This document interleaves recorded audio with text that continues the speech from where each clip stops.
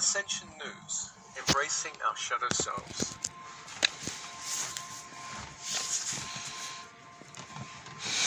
The concept of the shadow began with Carl Jung, who saw this work as important for anyone on the path of individuation.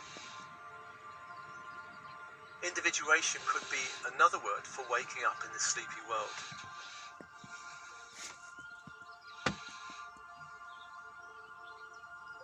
Carl Jung saw the shadow as containing both light and dark energies.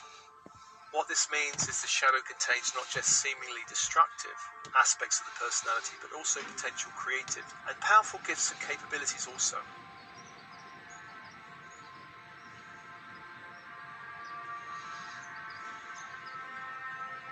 This Ascension News offering came about because of a comment on a recent transmission called Angelic and Star Races Support. The comment was about whether this track was, quote, harmful to the shadow self, because I do not want her harmed in any way or the connection to my natural darkness, end of quote. So it seemed this was a natural nudge from the universe to speak about the important topic of shadow selves.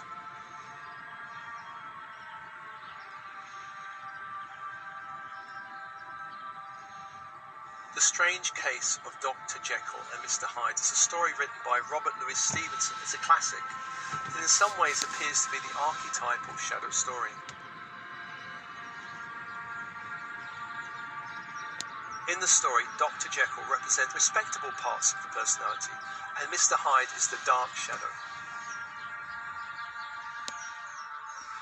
In the story, Mr. Hyde begins to take over the personality, and as a result wreaks havoc on his life. This story highlights the fear we have about the dark portions of our shadow. That if we do not keep it suppressed, it will somehow take over our life and destroy or ruin us. And this kind of connection is very Freudian, because Freud believed the unconscious mind was a repository for socially unaccepted ideas, wishes, desires, traumatic memories, painful emotions that needed to be put out of mind by the mechanism of psychological repression.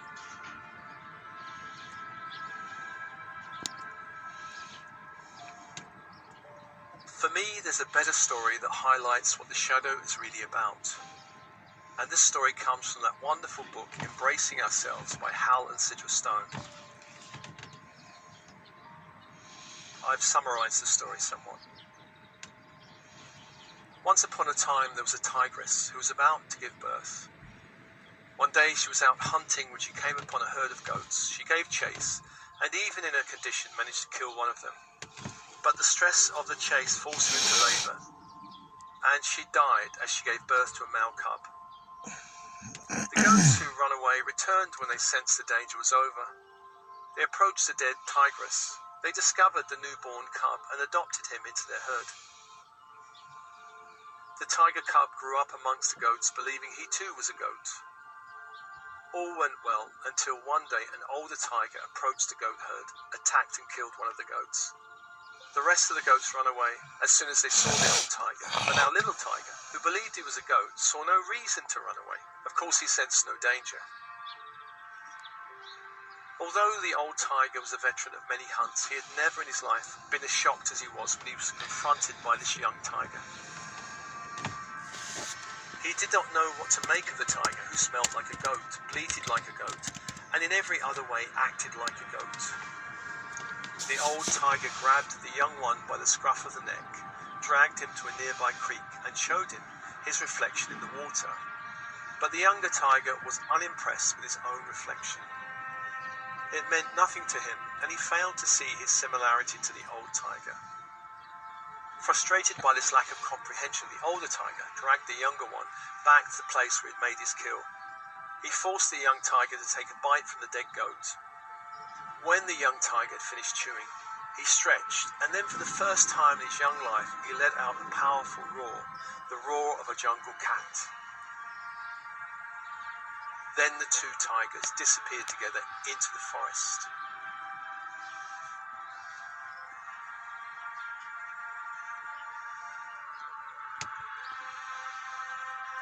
This story highlights the problem where our nature, like that of the young tiger, is raised in a culture or family to think, feel, see and behave like there's something other, like a goat.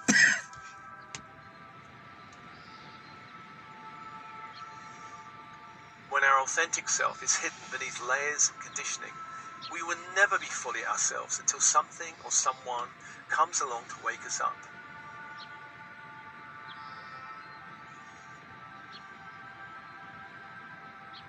Our shadow selves are not dark, evil or dangerous. They are parts of us that were not welcomed in the reality we were growing up in, and so we learned to ditch them.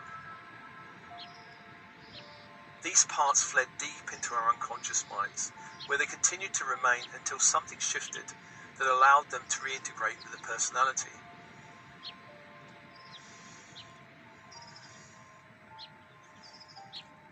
The shadow is a container for all the aspects we have rejected while growing up.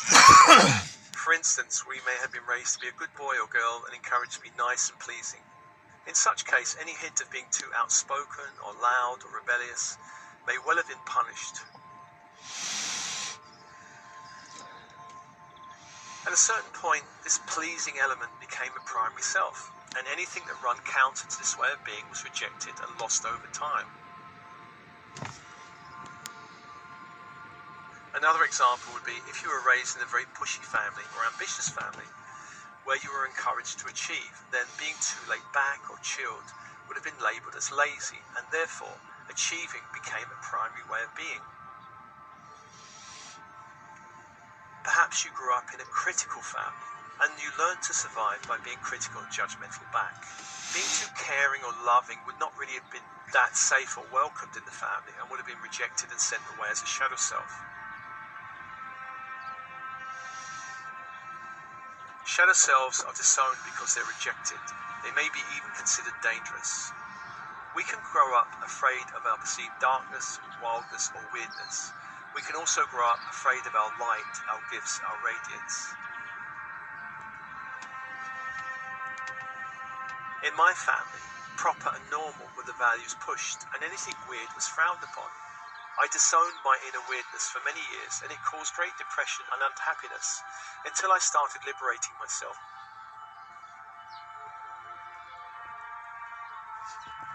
Religion has long created a deep and dark shadow in the psyche.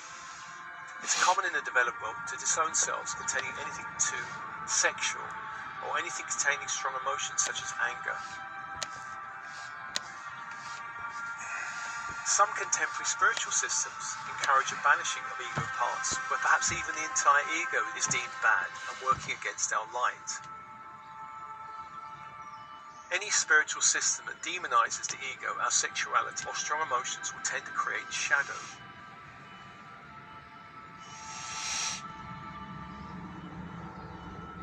Any personality trait or impulse that elicited punishment or criticism would lead us to repress them. Some cultures, such as America or Britain, encourage being nice and independent and achieving. Other cultures, such as a Middle Eastern country, may not encourage independence, free thinking in the same way. Rather, they tend to encourage putting the family before everything else. This is how culture shapes our personality and shadow selves.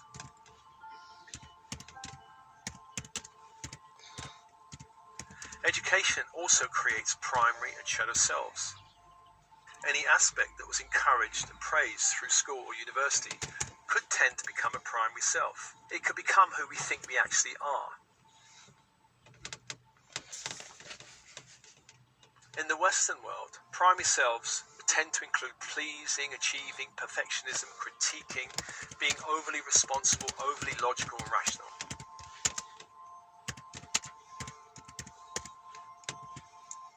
As adults, we may be encouraged to disown our inner child, our inner adolescent, our rebel, our hippie, our dropout, our lounge lizard, our messy creative self, the loud self, and so on.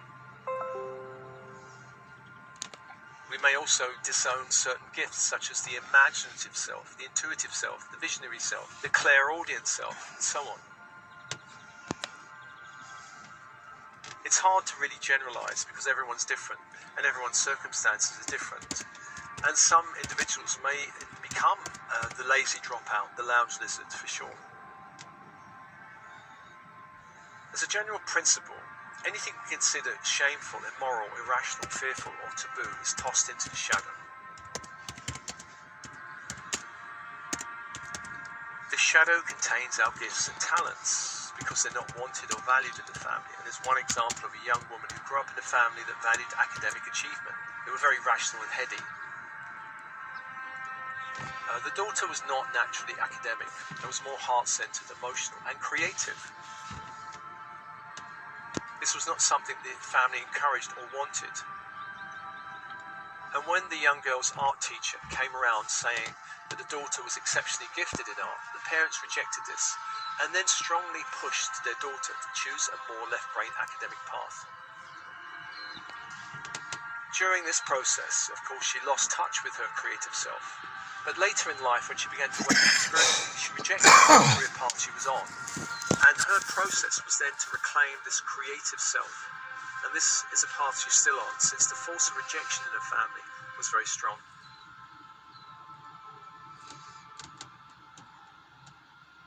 Shadow selves are banished until that time it feels safe for them to return. And this can happen during any personal exploration, therapy method. It can also happen when we begin to wake up spiritually.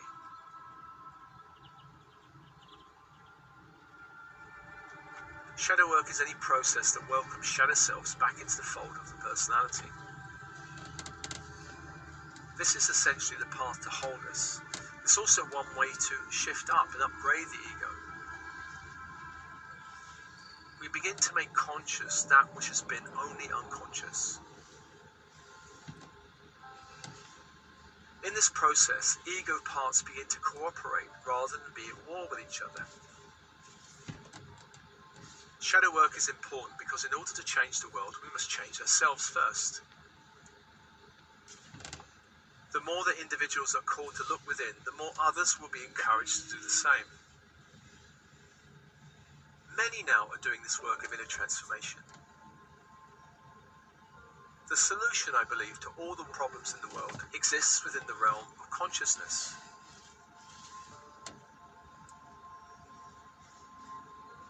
Many conflicts will end as individuals embrace their own shadows instead of attacking the perceived enemy or darkness in the world.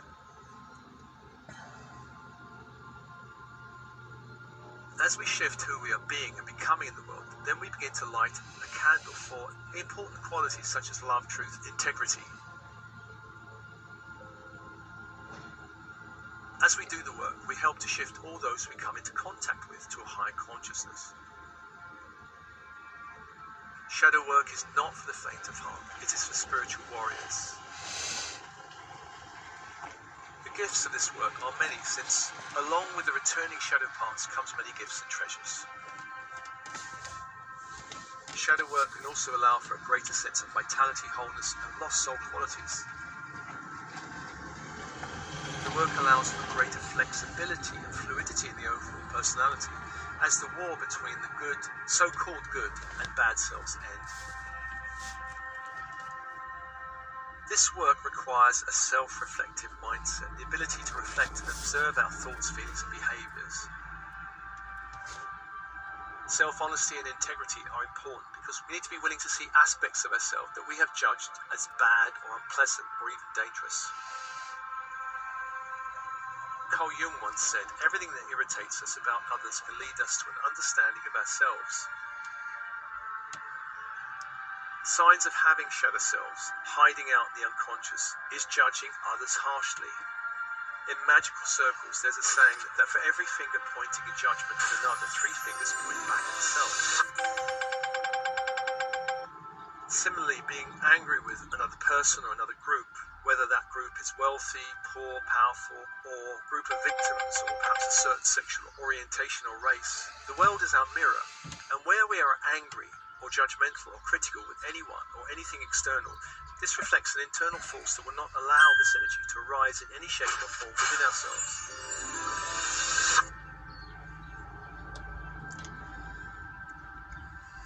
This same process is at work when we idolize another. We are projecting our disowned brilliance onto them.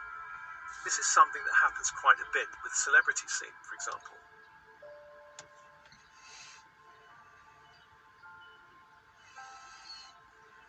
Projection is a huge clue to the types of energies being repressed within a person. Therefore, the easiest way to begin this work is to look into the mirror of your reality.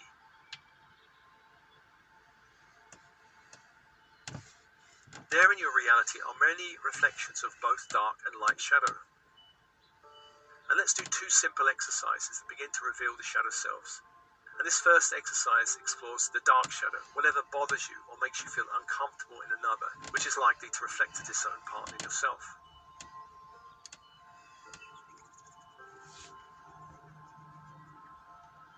So just get comfortable, breathe, and close your eyes for a moment.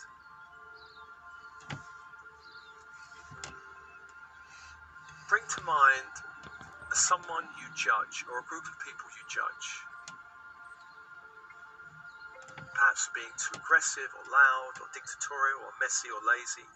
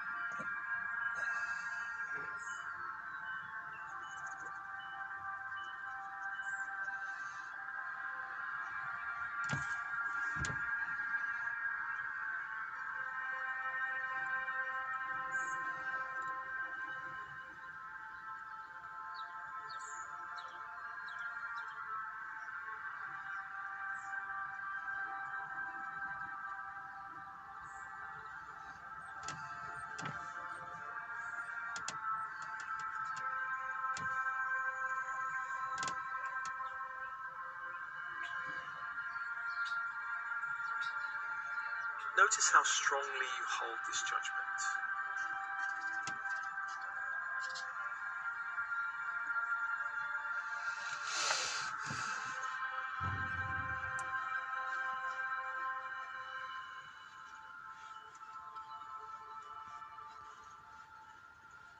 This judgment reflects the judgment of a part of yourself.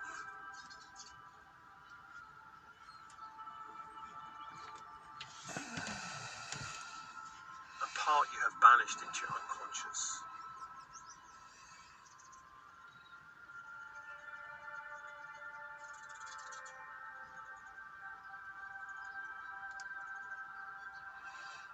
Just breathe with that for a moment.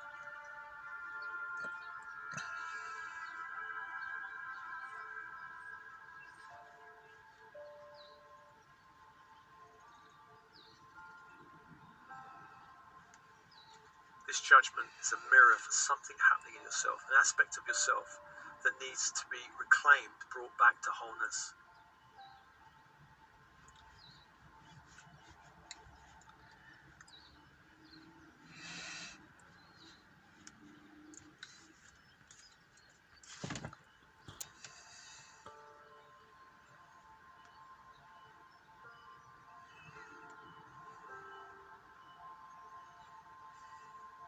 Imagine embracing that part.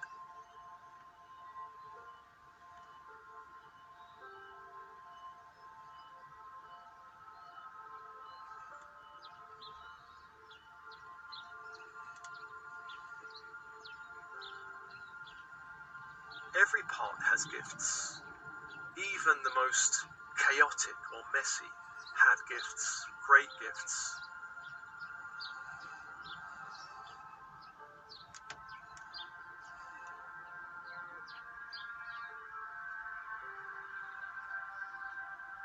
Just take a breath with that for a moment.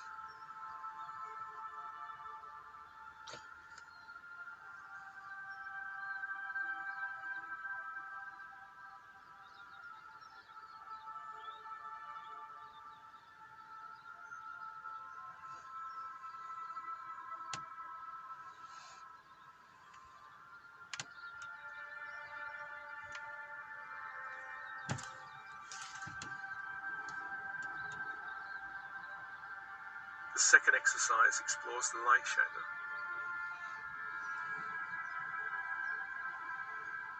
Bring to mind someone or perhaps a group you totally idolize.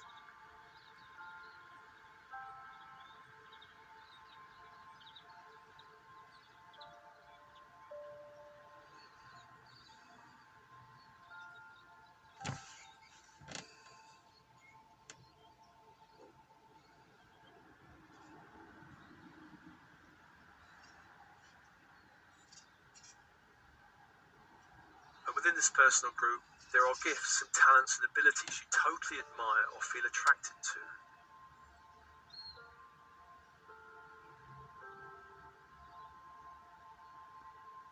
Looking beyond the form, what is the essence of these gifts?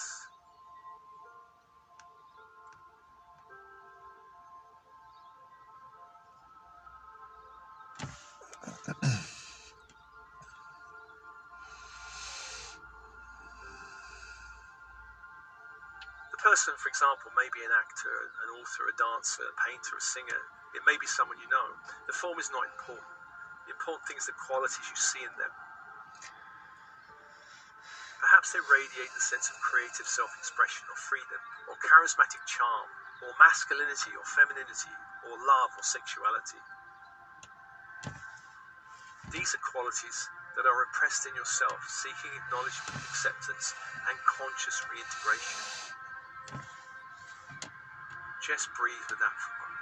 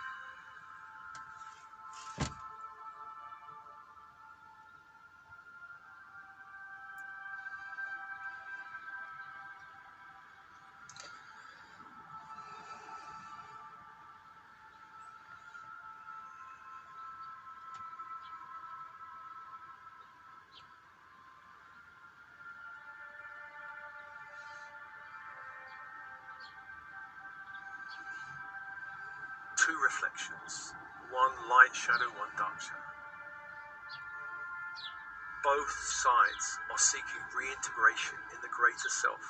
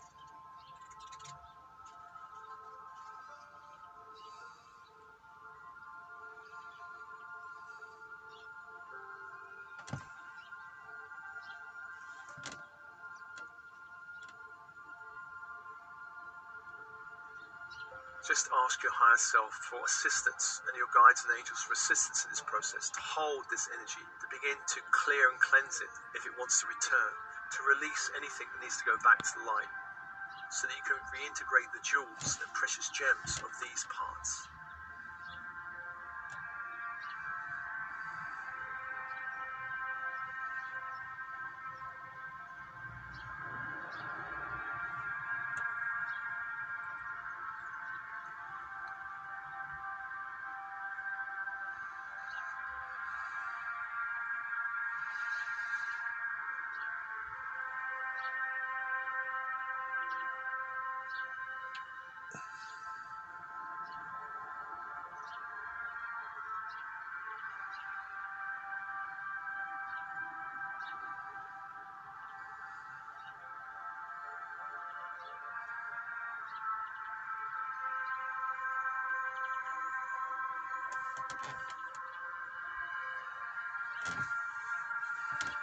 And this is an ongoing exploration.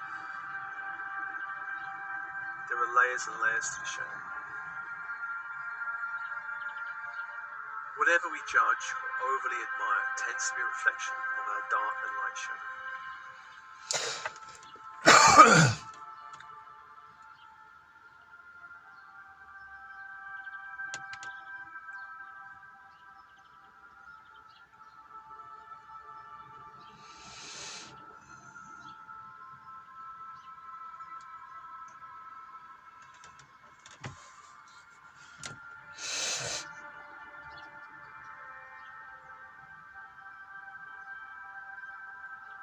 I do hope this brief offering is helpful in some way to you.